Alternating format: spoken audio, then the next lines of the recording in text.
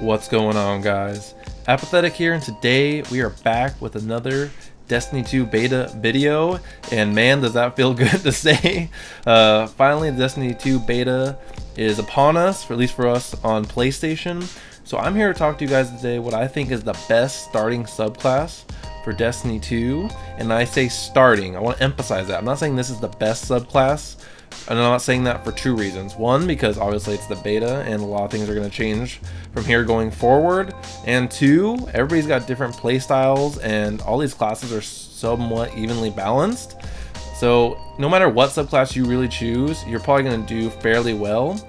The reason I say best starting is I feel like it's the easiest to use from the get-go as you're trying to hone your skills in the Destiny 2 beta. So starting with just the class, I'm going to go Warlock here. And the reason I say Warlock is because simply their class ability. Their class ability, either having the Healing Rift or the Rift of Empowerment, is so useful to have something where you can hide behind cover or hide behind those little stone, this little stone thing right here, I don't know what the fuck to call it, and drop this Rift and you'll suddenly start getting your health back and even gain an overshield if you stand in it long enough. Cannot be understated. That's so valuable, especially when in this beta your health regens so slow. So anything that can help speed up your health regen is definitely going to make playing PvP in this game a lot easier.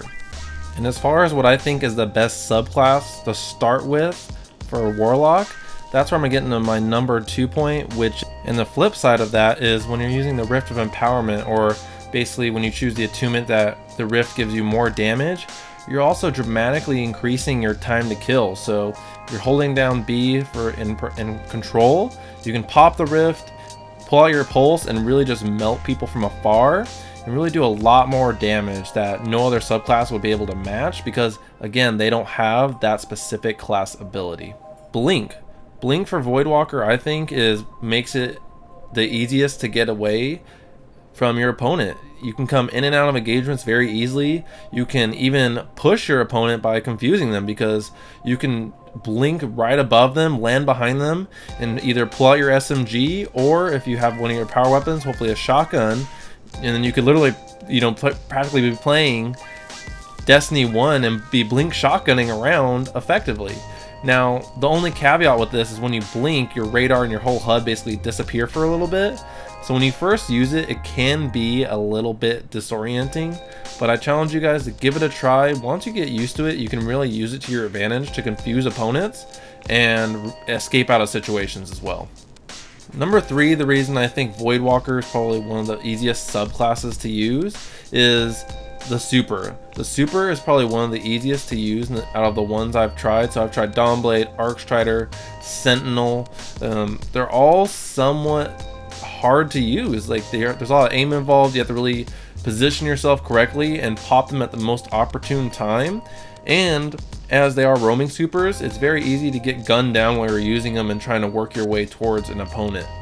Versus with Nova Bomb, you can simply jump right out and then you just drop that Nova Bomb on them. And the nice thing about it is, even if you miss it slightly, how it breaks into multiple projectiles will actually make up for you missing it, and those will track the target and kill them for you. So it has even more room for error than it did previously, because it breaks into multiple projectiles. And lastly, guys, Axial bolts. Axial bolts, if you guys don't remember in Destiny 1, or you haven't really played Destiny 1 much, Axial bolts are one of the only grenades that track, and I mean track very effectively. So you throw it, two little grape looking things come right out and they start following your opponent. So there's a lot less aim involved. You simply throw it in a radius of your opponent and it's going to follow them around, and it does a pretty good amount of damage, especially in Destiny 2 beta, where you can put in a few shots, drop your grape, and feel pretty confident that it's going to land. Versus with the other subclasses, you're going to be forced to try to land a grenade, bounce it correctly. There's a lot more skill involved. There's a higher skill gap for that. And I find Axial bolts are just a lot easier to use, because again, you don't really have to aim them that much as long as you're in the general vicinity of your opponent. And that's going to do it for the video today, guys, and what I think is the best starting subclass for the Destiny 2 beta. Again, not because it's the best, but I'm thinking easiest to use from the get-go. Let me know in the comments down below, what do you guys think is the best starting class for the Destiny 2 beta, or what are you finding is your favorite subclass as you play through the beta and try out different subclasses? Again, thank you guys for watching as always. Make sure you like and subscribe if you want some more Destiny 2 content. I'll catch you guys in the next one.